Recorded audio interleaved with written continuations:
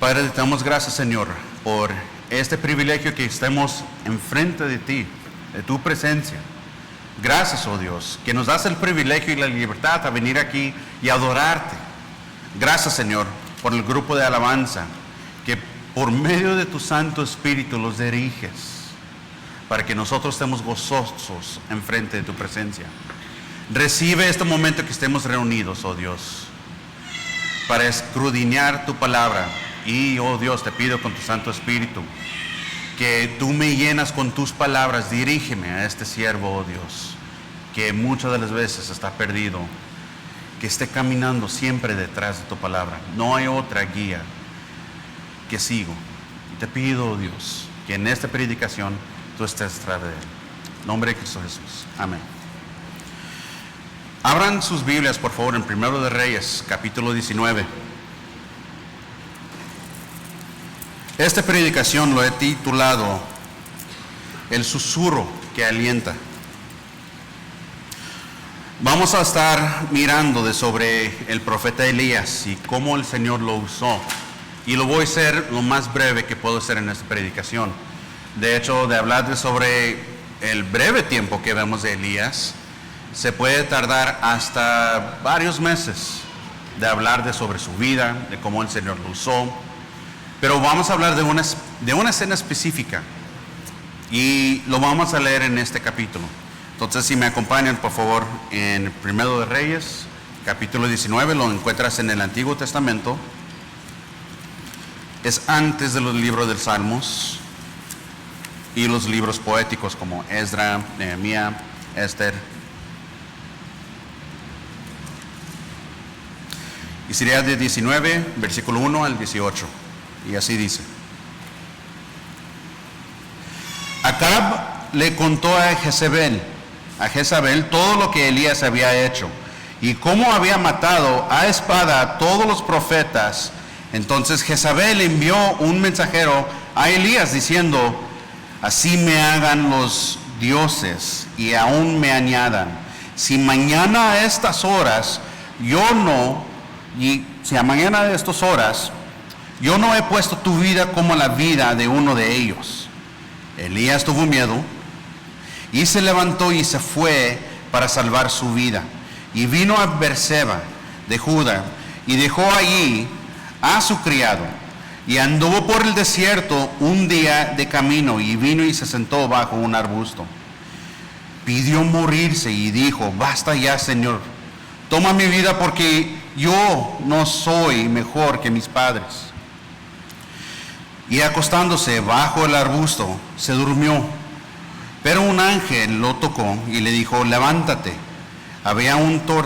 Levántate, come. Entonces vio que en su cabecería había un torta cocido sobre piedras calientes y una vasija de agua. Caminó y bebió y volvió a acostarse. El ángel del Señor volvió por segunda vez. Le tocó y le dijo, levántate y come porque es muy largo el camino para ti. Y se levantó, pues comió y bebió, y con la fuerza de aquella comida caminó 40 días y 40 noches, hasta Horeb, el monte de Dios. Versículo 9. Ahí entró en una cueva y pasó en ella la noche, y vino a la palabra del Señor. Y él dijo: ¿qué haces aquí, Elías? Y él respondió: he tenido mucho celo por el Señor, Dios de los ejércitos, porque los israelitas han abandonado tu pacto, han derribado tus altares y han matado a espada a tus profetas.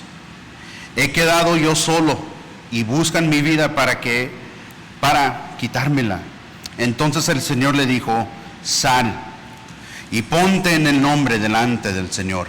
En ese momento el Señor pasaba y un grande poderoso viento destrozaba los montes y quebraba las peñas delante del Señor, pero el Señor no estaba en el viento. Después del viento, un terremoto, pero el Señor no estaba en el terremoto. Después del terremoto, un fuego. Pero el Señor no estaba en el fuego. Y después del fuego, un susurro de una brisa apacible. Cuando Elías lo oyó, se cubrió el rostro con su manto y salió y se puso a la entrada de la cueva. Y una voz vino a él y le preguntó: ¿qué haces aquí, Elías? Entonces sí respondió: he tenido mucho celo por el Señor, Dios de los ejércitos, porque los israelitas han abandonado tu pacto. Han derribado tus altares y han matado a espada a tus profetas. He quedado yo solo y buscan mi vida para quitármela. Y el Señor le dijo: ve, regresa por tu camino, el desierto de Damasco, y cuando hayas llegado, ungirás a Hazael por rey sobre Aram, y a Jehu, hijo de Nimsi, ungirás por rey sobre Israel, y a Eliseo, hijo de Safat, de Abel Mehola, ungirás por profeta en tu lugar. Al que escape de la espada de Hazael, Jehu lo matará. Y al que escapa de la espada de Jehu, Eliseo lo matará. Pero dejaré 7,000 en Israel, todas las rodillas que no se han doblado ante Baal, y toda boca que no ha besado. Hermanos, este breve pasaje que estamos mirando aquí, vemos cómo el Señor está respondiendo a Elías. Y para saber el contexto de este pasaje, vemos en los primeros versículos, en Primero de Reyes, de que Acab va a su esposa Jezabel y le dice: hubieras visto lo que hizo Elías. Vamos a hablar de sobre un poquito de contexto de quién es Acab, quién es Jezabel, y por qué esto tiene mucho significado, y por qué fue la reacción, cómo fue la reacción del pobre Elías. En aquel tiempo, el pueblo de Dios estaba dividido en dos reinos. Parte del norte era Israel, parte del sur era Judas. Antes no era así. Varios años, siglos antes, de hecho estaba unido. Y la última vez que el pueblo de Israel estaba unidos, estaba bajo del mandato y el reinado de Salomón. Pero Salomón era un hombre bastante pecador. El pueblo de Dios estaba dividido en tal manera de que algunos, Dios de hecho dejó que 10 tribus se fueran con otro hombre que era siervo de Salomón. Si se recuerdan los de esas tribus, es algo muy importante. Rubén, Simeón, Leví, Judá, Isaacar, Zabulón, José, Benjamín, Dan, Naftalí, Gad, Aser, son los 12 tribus de Israel. 10 de ellos fueron con otro siervo y otros 2 se quedaron pues en Judá. Ahora, antes que muriera Salomón, en capítulo 11 de Primero de Reyes, se miraba que el pueblo de Dios se iba a dividir. De hecho, hasta Dios lo anunció, se va a dividir el pueblo. Pero ¿por qué estaba haciendo esto Dios? Y aún Dios le dijo a Salomón: pero no lo vas a ver en tus días que esto va a pasar. Voy a dejar que después que te mueras, voy a dividir el pueblo. Salomón tenía más de 700 esposas, 300 concubinas, y varias de sus esposas venían de otros países con otras creencias, especialmente en Baal. Antes que muriera Salomón empezó a dar lugar para que estas esposas podrían seguir creyendo en sus dioses. Deuteronomio capítulo 17 dice claramente que el que va a ser rey de Israel solo puede tener una esposa, porque si tendrá multitudes de esposas, su corazón se va a desviar. Vemos que esto es lo que estaba pasando en Salomón, y este es el contexto. Se estaba dividiendo porque el corazón de Salomón ya no estaba en su lugar. En 1 Reyes, capítulo 11, versículo 3, lo dice que su corazón ya está desviado. El pueblo de Dios fue dividido entonces después de la muerte de Salomón. 10 tribus fueron con el siervo de Jeroboam. Esto lo miras en 1 Reyes, capítulo 11, versículo 31. Y en 1 Reyes, capítulo 12, 26. Aquí es donde se establezca el reino del norte y del sur. Esto ya pasa después que ha muerto Salomón. Cada rey después de esto fue desobediente a Dios. No hubo un rey ya después de esto, y aún incluyendo a Salomón, aún incluyendo a David, aunque David fue el único nombrado amigo de Dios. Cada rey tenía su pecado y parecía que cada vez que venía un rey, la cosa se empeoraba y se empeoraba y se empeoraba. Por ejemplo, Jeroboam siguió en su pecado. Veamos en 1 Reyes capítulo 13. Jeroboam empezó a andar en su pecado y él empezó a dar aún más lugar para que las esposas o para que otras personas pudieran traer sus religiones en el reino, y lo empezó a dejar. Ahora el reino del sur, esto es el reino del norte que Jeroboam estaba encargado. Reino del sur tampoco no fue muy bien en Judá. Roboam es el rey del sur después que murió Salomón, y él también era un pecador. En el reino del sur, veamos en 1 Reyes capítulo 15, Abiam era el siguiente rey y dice que también era un pecador. Después de Abiam, con otro rey, siguió su hermano, que se llamaba Asar. Y en 1 Reyes capítulo 15, versículo 19 también dice que Asar empezó a limpiar entonces el reino de Judá. Él empezó a limpiar y aún a matar a los profetas de falsas religiones de Baal, y lo limpió. Durante este tiempo, en el reino del norte, se les fue peor la cosa, pero peor. Hubo guerra entre otros reyes y se pensó dividir también el reino del norte. Vemos que en 1 Reyes capítulo 15, versículo 16 al versículo 22, que hubo una guerra entre Baasha, el rey de Israel, y de Asa. Ganó Asa y muere. Después de esto, se levanta un hombre que se llama Nadab como rey de Israel, y él es malo también. Y Baasha pues no le cae bien a este rey que se llama Nadab. En este momento asciende Acab, y Acab es también malo. De hecho, por lo que dice, vemos en 1 Reyes capítulo 16, versículo 13, dice que Acab fue uno de los peores reyes que se podía existir en Israel. Y aquí es donde vemos a Acab, en 1 Reyes capítulo 19.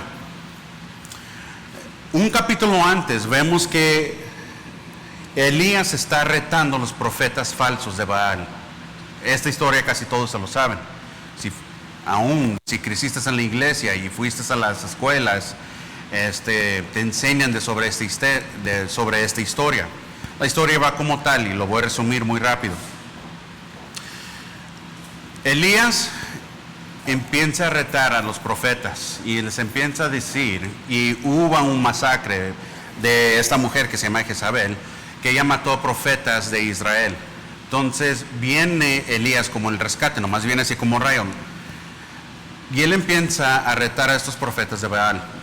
Los lleva a un monte, le dice el rey Acab, o manda un siervo y le dice: trae todos tus profetas, los mejores de los mejores. Y agarran a toda la gente, y todos estos profetas, son más de 400, y les empieza a retar. Les dicen: sobre estas piedras y donde está tabla, lo vamos a mojar con sangre. Sangre de un becerro, de un animal. Entonces empiezan a derrotar la sangre, y lo dice: ahora, si tu Dios te hace caso, va a hacer que esto se prenda en fuego. Se ve en la historia que no pueden. Están orando, están diciendo, se cortan sus manos, están haciendo todo lo ridículo y nada pasa. Elías, sarcásticamente, y así es como sé que nuestro Dios tiene un sentido de humor, les empieza a decir: ¿y dónde está tu Dios? ¿Está dormido? O tal vez está ocupado. En la versión donde dice está ocupado, en hebreo está diciendo tal vez está en el sanitario y está ocupado. De eso dice. Y se ve que Elías está jugando con ellos. No, pues tal vez deben de sacarse más sangre. Y se lea un poco después que ellos empiezan a cortarse aún más. Nada pasó. Llega Elías, hace una oración a Dios, prenden fuego. Y ahí es donde dice que la gente dijo: Yahweh es Dios. Y en ese momento Elías dice: ahora agarran a estos profetas y vamos a matarlos. Y mataron a más de 400 profetas. Entonces llegamos a este contexto, a 19, el capítulo 19. Acab va y le dice a su esposa, a Jezabel. ¿Y quién es Jezabel? Va y le llora a su esposa y le dice: mira lo que hizo Elías, mató a todos estos profetas. En lugar de que Acab, este rey maligno, este rey malo, en lugar que él podría dar una amenaza a Elías, va y le llora a su esposa, y la esposa es la que da una amenaza a Elías, y ahí le entró el miedo a Elías. Creo que algunos hombres pueden relatar, ¿no? Cuando hacen a sus esposas enojar, lo que quieres hacer es huir, lo que quieres es esconderte. Jezabel parece que tenía tal manera de que ella podría asustar a cualquier hombre, pues obvio. Acá fue a llorarle a su esposa y esta mujer logró entrarle miedo a Elías.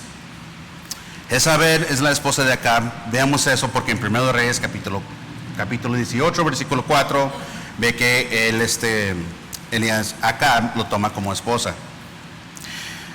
Ahora llegamos a este pasaje de capítulo 19. Elías huyó y le entra el miedo. ¿Por qué?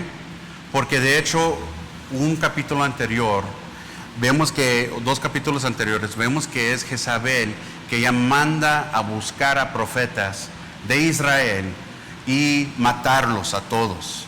Este fue órdenes de ella. ¿Pero por qué? El papá de Jezabel, él era uno de que adoraba y le encantaba adorar a Baal. De hecho, el nombre de su papá es Baal. Significa no hay otro que Baal. Entonces Jezabel, tal vez por honrar a su padre o tal vez porque ella tenía un celo para Baal, quiso hacer esto y mandar a matar a todos los profetas de Israel. Y ella dio las órdenes. No fue Acab, no fue ningún otro ministro. Fue ella que mandó a matar. Esto me recuerda un poco de Juan el Bautista. ¿Se recuerdan quién fue y le pidió la cabeza de él? Era una mujer. Varones, ten cuidado de cómo hacen enojar a sus mujeres. Elías escucha esta amenaza y él corre. Pero no nomás corre. Elías es el profeta que demostró y avergonzó a más de 400 profetas. Elías es el que da el orden de que, ¿sabes que estos profetas son falsos? Dice claramente Deuteronomio capítulo 17 que el que es un falso profeta también hay que sacarlo y matarlo. Y tenemos que cumplir con la palabra de Dios. Con esto cumplió la palabra de Dios. Pero él huye. Y dice aquí en versículo 3 de capítulo 19, Elías tuvo miedo y se levantó y se fue para salvar su vida. Y vino a Berseba de Judá y dejó allí a su criado. Y anduvo por el desierto un día de camino. Y vino y se sentó. Y después que se sentó, bajó a un arbusto, pidió morirse. Sus primeras palabras después que huyó son estas: ya basta, Señor, toma mi vida, porque yo no soy mejor que mis padres. Esto es algo muy interesante que él pide, que el Señor le quita su vida. Él sabe que él no puede cometer suicida. Vemos esto con otros profetas de antes. Job, por ejemplo. Job también pide que el Señor manda un rayo y lo quita de esta tierra. Y Job hasta dice, maldito sea el día que yo nací.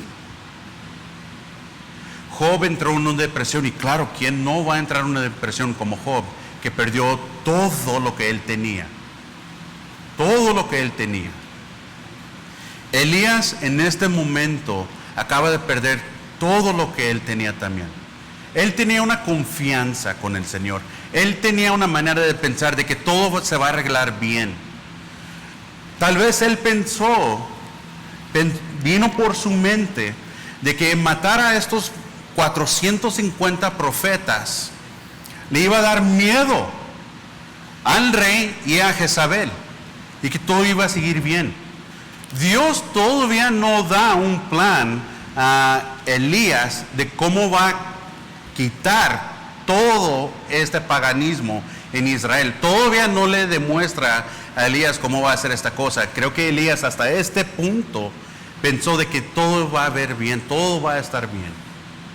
Hasta ahorita yo conozco mi Dios, hasta ahorita yo sé cómo es mi Dios. Y de repente le llega esta amenaza de su vida. Pierde toda la confianza. Hermanos, no es un pecado de que tengas dudas. Ay, sí, claro, te vas a encontrar cristianos muy fuertes, hermanos, hermanas muy fuertes que van a decir, tenga fe. Es más fácil decirlo que entender la situación en la que está aún pasando uno. Es más fácil escucharlo. Es más fácil de caminar en esta manera de que podrías decir, no, pues nomás tenga fe. No, pues gracias. O el frase que yo siempre he escuchado, no sé quién dijo esta frase, pero tal vez es la persona más rica del mundo, pero he escuchado esta frase, échele ganas.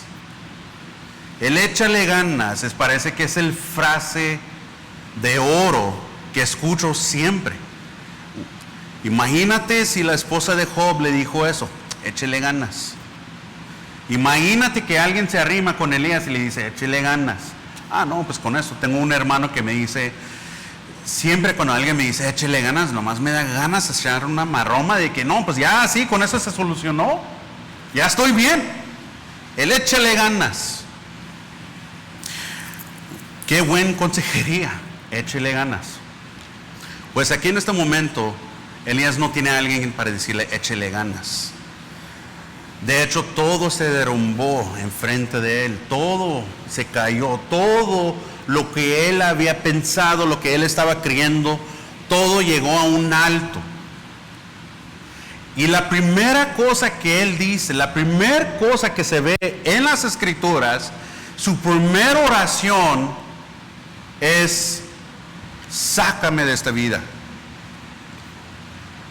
Yo ya no quiero seguir adelante.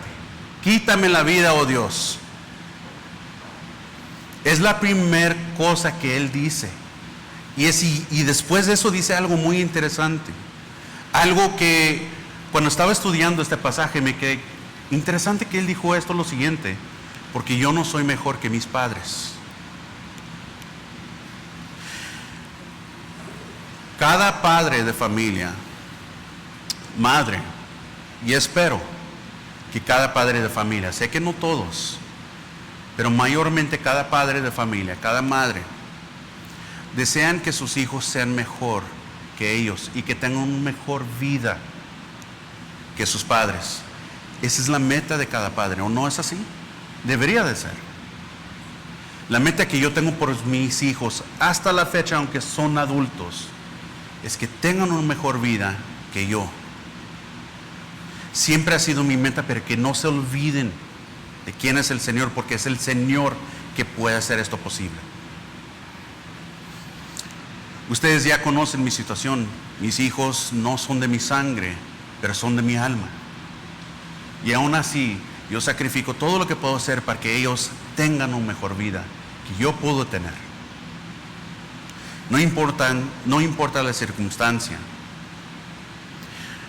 Elías dice esta frase después que él pide que el Señor lo quita de la vida y dice, yo no soy mejor que mis padres. ¿A quién se refiere? No sabemos quiénes son los padres reales de Elías. Pero a la interpretación parece que Elías está hablando sobre los padres antiguos, o sea, los otros profetas, lo que el Señor ha usado, David, Salomón, Moisés. No soy mejor que ellos. ¿Esto significa que Elías quería ser mejor que estos hombres? ¿Esto significa que estas eran sus esperanzas? ¿Esto significa que Elías tenía una meta tan grande que cuando no logró esta meta, entonces quítame la vida? Yo no puedo seguir adelante. ¿Cuántas veces no nos han pasado, hermanos, de que tienes una meta en tu vida, que tú tienes algo planeado, algo que se tiene que hacer, y se derrumba todo y estás en parálisis? No sabes cómo seguir adelante. No sabes cómo echarle ganas. Porque de qué, ya no tengo nada. Gracias por decirme echarle ganas, déjeme me echar una maroma, pero ojalá que el Señor me quite la vida en él. ¿Cuántas veces ha pasado de que estos planes que tienes se derrumban? Pero estabas con tan seguridad que se iba a planear lo que habías invertido, tu corazón, tu alma, tu sudor, tu sangre, y no dio resultado, de hecho totalmente lo contrario a lo que esperabas. Y esto es lo que pasó a Elías. Elías sabía de que su misión era para que ya no había paganismo, que ya no había adoración a Baal. Sabía que ese era el plan, sabía que para eso lo mandó Dios, sabía que algo iba a pasar. Él no sabía qué eran los detalles, pero sabía que por esta razón Dios lo había trajo. ¿Cuántas veces también no hemos pensado, sabes qué, yo creo que el Señor me ha llamado a hacer esto? Pero pasan cosas y no suceden. ¿Cuántas veces pensaste, sabes que yo sé que el Señor me ha llamado a servirle de esta forma, de esta capacidad? Y sucede algo que pone todo en duda.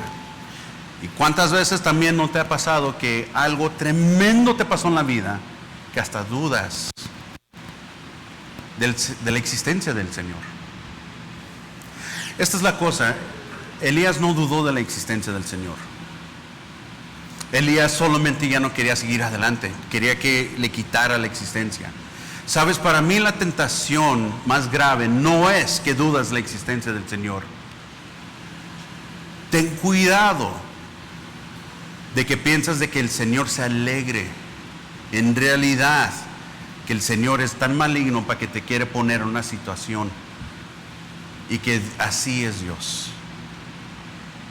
Un escritor muy famoso que se llama C.S. Lewis, después que se murió su esposa, su única esposa, única novia, y se hizo su esposa, y 2 años después que murió, cayó en una depresión tan grande. Este escritor C.S. Lewis es el que escribió bastantes libros, y que hasta Disney hizo películas de sus libros.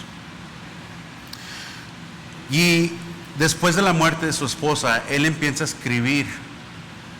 Y él dice, ¿sabes qué? La tentación que yo tengo más grande que me puede envenenar mi alma no es que si existe Dios. Eso no lo es.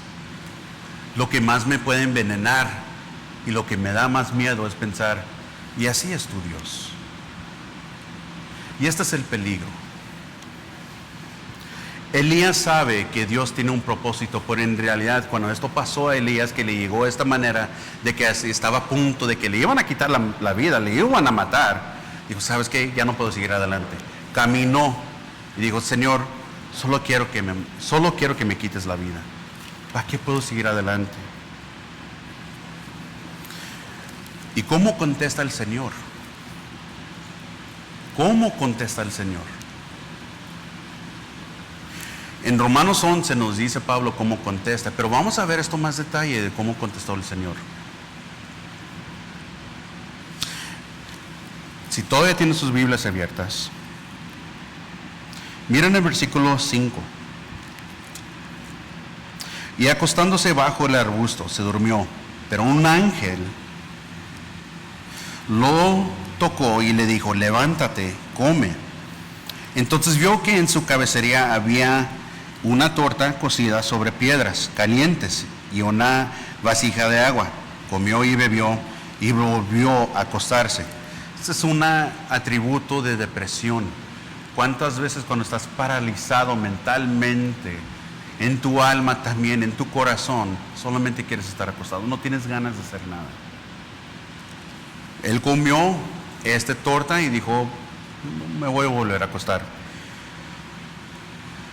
Comió y bebió y se volvió a acostar. Versículo 7. El ángel del Señor volvió por segunda vez. Lo tocó y le dijo, levántate, come, porque es muy largo el camino para ti. Entonces ahí se levantó, pues, y comió, básicamente comió suficiente y bebió. Y con la fuerza de aquella comida caminó 40 días y 40 noches hasta Horeb, el monte de Dios, o en otras palabras, monte Sión. Recuerden que el monte Sión siempre se ha referido como el monte de Dios. Esta es otra palabra que usan, Horeb. Se iba a tardar literalmente 40 días para llegar hasta ese monte. No, podría tardar de hecho una semana si ves en la posición donde él estaba. Pero él, de una manera simbólica, caminó 40 días y 40 noches. El Señor, ¿cómo le está contestando el Señor? Hey, levántate, come, porque todavía no he acabado contigo. Versículo 9. Ahí entró en una cueva y pasó en ella la noche y vino a él la palabra del Señor. Y él dijo, ¿qué haces aquí, Elías? Y él respondió, he tenido mucho celo por el Señor, Dios de los ejércitos, porque los israelitas han abandonado tu pacto, han derribado tus altares y han matado a espada a tus profetas. He quedado yo solo y buscan mi vida para quitármela. ¿Cómo responde el Señor a esto? Le dice lo siguiente. Entonces el Señor le dijo, sal y ponte en el monte delante del Señor. Y en ese momento del Señor pasaba y un grande y poderoso viento destrozaba los montes y quebraba las peñas delante del Señor, pero el Señor no estaba en el viento. Después del viento, un terremoto, pero el Señor no estaba en el terremoto. Después del terremoto, un fuego, pero el Señor no estaba en el fuego. Y después del fuego, un susurro. Paramos ahí. Después de su primer petición que había amenazado y dijo, Señor, solamente quiero morir. No soy mejor que mis padres. El Señor lo contesta de una manera, ¿sabes qué? Mejor levántate, come, bebe. Se vuelve a dormir, levántate, come y bebe, porque tú tienes un camino bastante largo. Cuando el Señor responde de esta manera, ¿sabes lo que dice el Señor? Es que no he acabado contigo. Te has levantado, ¿no? Estás comiendo, ¿no es así? Todavía no termino contigo. La vida todavía no acaba. Este no es mi plan todavía no acaba aquí. Elías todavía no tiene idea de lo que va a pasar, no tiene ninguna idea. Elías camina y encuentra una cueva en el monte Sión, se siente y se mete dentro de la cueva. ¿Y qué es lo que dice el Señor? ¿Crees que el Señor le iba a decir, échele ganas? No, de hecho, el Señor le pone en prueba su fe. ¿Qué haces aquí, Elías? Es interesante, el Señor hace esto 2 veces. Lees en otros versículos después y le pregunta otra vez, Elías, ¿y qué haces aquí? Y Elías responde otra vez de igual manera. Están matando tus profetas, están derribando tus altares, están haciendo todas estas cosas. Elías está respondiendo de una manera decepcionado. Él está respondiendo de una manera enojado, una manera que no esperaba cómo iba a resultar lo que él acaba de hacer. Elías está respondiendo de esta manera. No está respondiendo necesariamente de que déjeme le echo la culpa a estas personas. Por eso estoy aquí. No está diciendo eso. En realidad, él está quejándose con el Señor. Sabes, muchas veces he visto que algunas personas que atienden a las iglesias, cosas malas les pasan en su vida, que sienten que están pecando si levantan una queja. Recuerdan que el Señor sabe más lo que pasa en tu corazón que aún tú mismo. Dice en Proverbios que el corazón es engañoso, ¿quién lo conocerá? Recuerda que el Señor sabe todo, los pelos en tu cabeza. ¿Cómo no vas a ver lo que está en tu corazón? ¿Estás decepcionado de cómo va la vida? ¿Que la vida no resultó? Pues no firmaste un contrato con el Señor. El Señor no te dio un contrato diciéndote, así va a ser la vida y va a estar bien padre. Síguele adelante. El Señor no te debe nada tampoco. Tú dijiste, yo hice un pacto con el Señor. Yo le dije al Señor, Señor, voy a dejar estas cosas a un lado, voy a dejar la cerveza a un lado, voy a dejar las malas palabras a un lado, para que tú me bendices. El Señor no te va a tratar de esa manera tampoco. No va a decir, ok, bueno, pues está bien, hago lo que tú me dices. Dios es soberano y Dios no acaba con tu vida. ¿Por qué? Porque Dios todavía te va a usar en esta tierra, en esta vida, y no tienes idea cómo lo va a hacer. Te pasó algo tan tremendo, alguien te engañó, alguien levantó falsas en tu contra, alguien te denunció, o llegaste al hospital y estás tan enfermo y no sabes qué está pasando y escuchas la palabra cáncer. Este no fue tu plan. Esto no fue lo que tú le pediste al Señor. Tú no esperabas que el Señor iba a dejar que esto sucediera. ¿Y ahora qué? Tu respuesta es que, Señor, ¿para qué sigo adelante? ¿Para qué quiero seguir adelante a sufrir algo tan tremendo?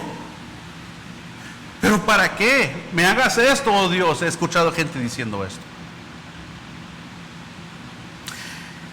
Pero el Señor sigue siendo bueno. Elías se está quejando, Señor, hice lo que hice y están matando tus profetas, están matando tus siervos. Hice el plan que tú me dijiste que hiciera y todavía está pasando esto. Están derrumbando tus altares, oh Dios. Hice esto, lo que tú me pediste. Y me encanta esta escena que Dios hace. Salte de la cueva, ponte aquí. Pasó un viento fuerte. ¿Agarró la atención también de Elías? No. Pasó un terremoto. Nada. Se levantó fuego. Nada. Pero en eso, con todo eso que pasó, un susurro gentil le llega a Elías y Elías responde allí. Dice que Elías cubrió su cabeza. No nos dice qué dice Elías. Pero a veces, hermanos, no esperas que el Señor te va a contestar con una nube tan grande diciendo, ya te escucho. No esperas que el Señor te va a decir, sabes que todo va a estar bien. Todo va a estar bien. No esperas que así te va a contestar el Señor. De hecho, el Señor está poniendo en prueba la fe de Elías. ¿Sabes lo que esto me recuerda también? ¿Se recuerdan de cuando Pedro está sentado con Jesús después que Jesús ha resucitado? Y Jesús le pregunta a Pedro 3 veces, Pedro, ¿tú me amas?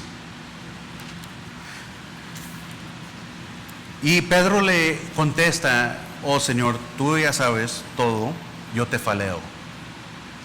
No, Pedro, no te estoy preguntando eso. Pedro, ¿tú me agapean? Tú sabes todo, oh Señor.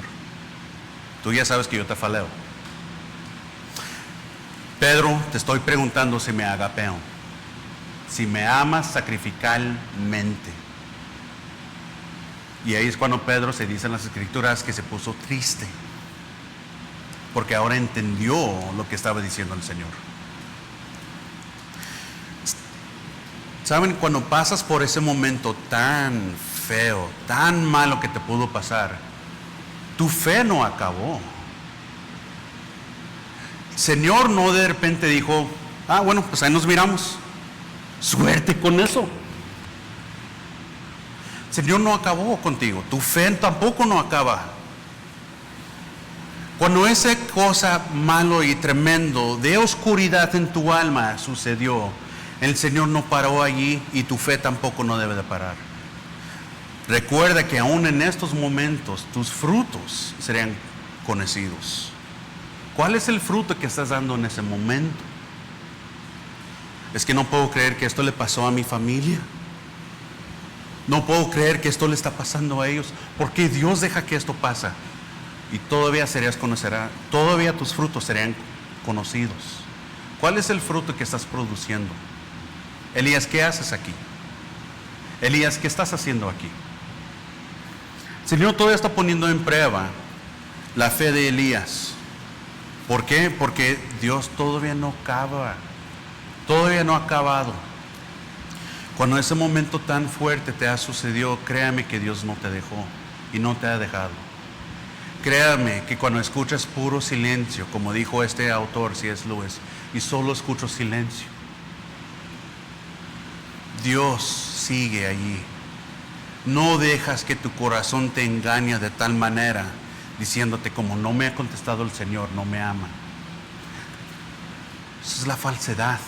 Otro escritor que se llama A.W. Tozer dijo en un libro, y me encanta lo que dijo, lo siguiente es: el cristiano más valiente que existe es cuando todo se le ha derrumbado y no tiene absolutamente nada, que ni fuerzas puede tener para seguir adelante, y aún le sigue adorando a Dios. Cuando no tiene nada más. Ese es el cristiano más valiente y fuerte. Hermanos, cuando no tienes nada más, cuando se te ha quebrado lo que tienes, todo lo que esperabas a tener, todo lo que pensaste que era lo bueno en tu vida, y se fue de tus manos, Dios no te dejó y Dios sigue allí. ¿Cuántas veces nosotros que ya hemos vivido bastante en estos años, todavía dicen que soy joven? No, lo siento. Pero aún ustedes que han sido mayores, ¿cuántas veces no han pasado cosas tan fuertes en sus vidas, en sus casas, en sus matrimonios, con sus familias? ¿Y viste que te dejó Dios? Sigues aquí, ¿no es así? Porque Dios todavía no acaba contigo. Dios todavía tiene algo planeado para ti. Vemos que este siempre ha sido el plan. En versículo 13. Dice, cuando Elías lo oyó, ¿qué oyó? El susurro. Y salió y se puso a la entrada de la cueva. Y una voz vino a él y le preguntó, ¿qué haces aquí, Elías? Y respondió otra vez de misma manera, ¿qué haces aquí, Elías? Entonces él respondió, he tenido celo por el Señor, Dios de los ejércitos, porque los israelitas han abandonado tu pacto, han derribado tus altares y han matado a espada a tus profetas. He quedado yo solo y buscan mi vida para quitármela. Todo lo que yo conozco, todos los profetas que yo conocí, estoy solo. Y ahora ven cómo contesta el Señor. Después de varios días de lo que todo se ha derrumbado, dice versículo 15, y el Señor le dijo, ve, regresa por tu camino al desierto de Damasco, y cuando hayas llegado, ungirás a Hazael por rey sobre Aram, y a Jehu, hijo de Nimsi, ungirías por rey sobre Israel. Y a Eliseo, hijo de Safat, de Abel Meola, ungirás por profeta en tu lugar. Dios tiene un plan de que va a usar a estos siguientes 3 hombres para aniquilar, para quitar todo paganismo de Baal. Dios no va a usar específicamente a Elías para que haga todo esto, para que pueda erradicar el paganismo.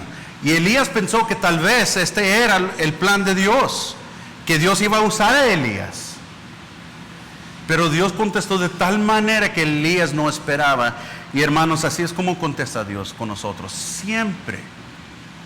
Nosotros siempre tenemos una esperanza, una meta de cómo va a resultar lo que nosotros queremos. Y le pedimos a Dios, porque tenemos detrás de nuestra mente, aún en nuestras oraciones, de que Dios nos va a contestar de tal manera que no, pues esto va a estar padrísimo, porque cuando ya llego a lo que tengo que hacer, a mi inversión o lo que necesito hacer, Dios me va a bendecir grandemente, y luego de repente se derrumba. ¿Por qué? Porque Dios no va a contestar de la manera que tú esperas, sino Dios siempre contesta de la manera que menos esperas, y ves el propósito detrás de esa contestación. Así es Dios. Entonces Dios sí me está bendiciendo de esta manera. Yo esperaba otra cosa, pero Dios me bendició de esta manera. En mi cuadra se nos fue la luz. Esta semana pasada se nos fue la luz por toda una semana. Desde el lunes, y no tuvimos luz hasta ayer. Nuestro plan en mi familia es que íbamos a celebrar los cumpleaños de mi nieta de 7 años. Y seguimos con el plan. No esperábamos que íbamos a quedarnos sin luz. No esperábamos que íbamos a estar durmiendo en el calorón de la noche. Y no esperábamos que toda la vecindad, de hecho, se quedó sin luz. No esperábamos que nuestros vecinos se iban a dormir afuera con los mosquitos. Esperábamos que íbamos a recibir algún tipo de contestación aún de nuestro gobierno. Esperábamos de que personas que encontrábamos nos iban a arreglar a toda la cuadra, a toda la vecindad. Persona tras persona, aún el gobierno, persona tras persona, no pueden arreglar nada. Hasta yo, en mi desesperación, erróneamente, contraté a una persona que pensé que podría arreglar esto. Por mi desesperación, ¿sabes lo que no hice? No oré.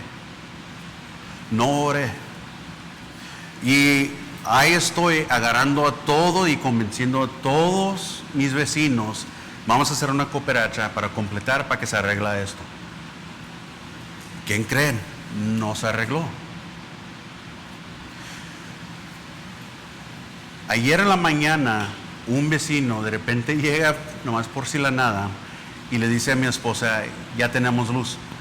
Toda la cuadra que no tenía luz por una semana, de repente tenían luz, menos mi casa. Yo ya había orado a Dios, ya después de ese me quedé despierto hasta las 2, 3 de la mañana diciendo, Dios, tú haz algo Dios.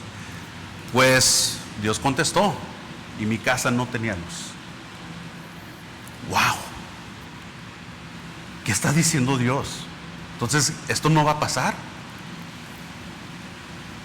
Yo siempre tenía fe, pero Dios es bueno. Yo sé que Dios va a hacer algo. Yo sé que aun si no se hacen las cosas que yo planeaba hacer, lo que yo invertí tanto dinero, Dios me ama. Y eso, hermano, es lo que debemos de saber, que aún en el silencio, Dios te ama. Dios nunca cambió su posición de amarte. ¿Te das cuenta de eso? Mandó su hijo, para que tú podrías creer en este sacrificio y estar con Él por toda eternidad. ¿Tú crees que Dios de repente va a decir, pero ya no te amé, ya cuando te pasó esta cosa mala? Dios es bueno aún a pesar de todas esas cosas, porque su amor nunca cambia. Aún cuando estás en las tinieblas, literalmente como nosotros, que estás en la oscuridad, que no hay aire, que no hay nada que puede ser de que tengas una vida de confort.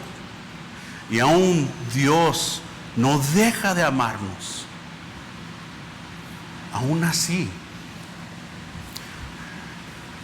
pues logré encontrar a un hombre y le dije, sabía algo que él podía arreglar algo. Mi vecina de varios años, muy amable, dijo, yo creo que él sí puede hacer algo.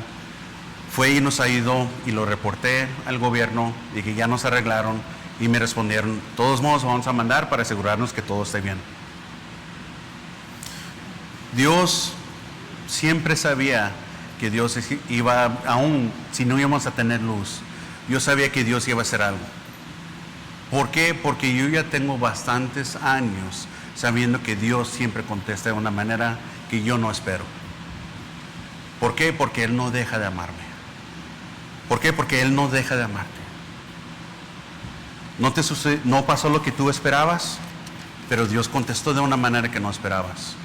Aquí Dios está contestando a Elías de una manera que Elías no esperaba. Unge a estos 3 hombres, porque estos 3 hombres son los que van a erradicar toda la falsedad que existe de Baal. Y luego, después de eso, versículo 18, dice, pero dejaré 7,000 en Israel, todas las rodillas que no se han doblado ante Baal, y toda boca que no la ha besado. ¿Sabes? Vamos a ver qué es lo que dice Pablo al respecto de eso. Romanos capítulo 11, hermanos. Acompáñenme aquí en este pasaje.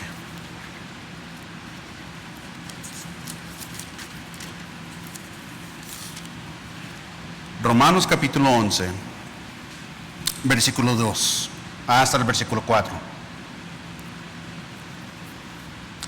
Y dice, Dios no ha desechado a su pueblo, al cual conoció con anterioridad. ¿O no saben lo que dice la Escritura en el pasaje sobre Elías?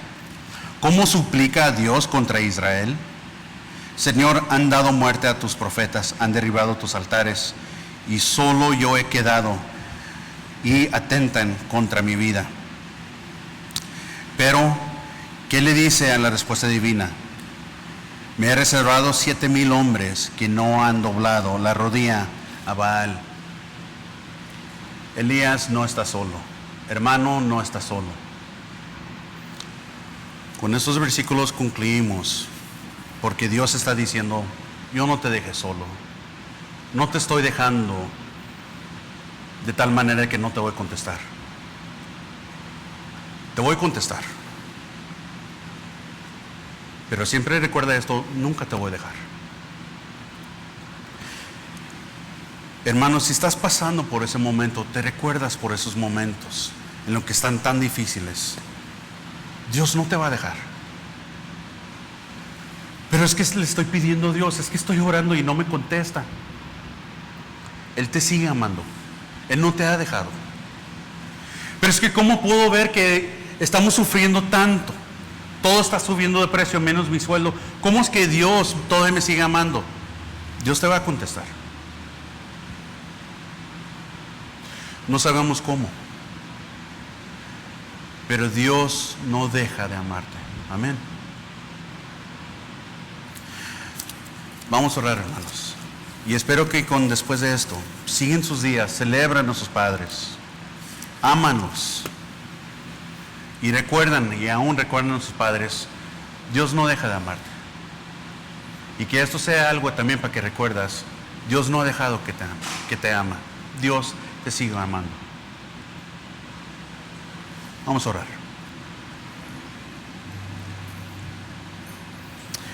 Padre, gracias, Señor. Gracias, oh Dios, por seguir amándonos. Gracias, Señor, que tu misericordia es más dulce de cualquier cosa que podamos experimentar aquí en esta vida. Tu gracia nos da esperanzas de, a pesar de lo que sucede en esta vida, vamos a estar contigo. Enséñanos, oh Dios, de cómo andar atrás de tus pasos, de tu palabra. Enséñanos, oh Dios, de cómo seguir produciendo fruto a pesar de la tormenta en nuestras vidas. Enséñanos, oh Dios, cómo amarte incondicionalmente a pesar de cualquier circunstancia. Señor, enseña a nuestro corazón a amarte otra vez, de vuelta y de nuevo, todos los días, todas las mañanas. No importa qué temperatura, clima nos encontramos, pero nos levantamos a decirte que te amamos. Guía a todos mis hermanos en este día a celebrar lo que tú has dado a nosotros. En nombre de Cristo Jesús. Amén.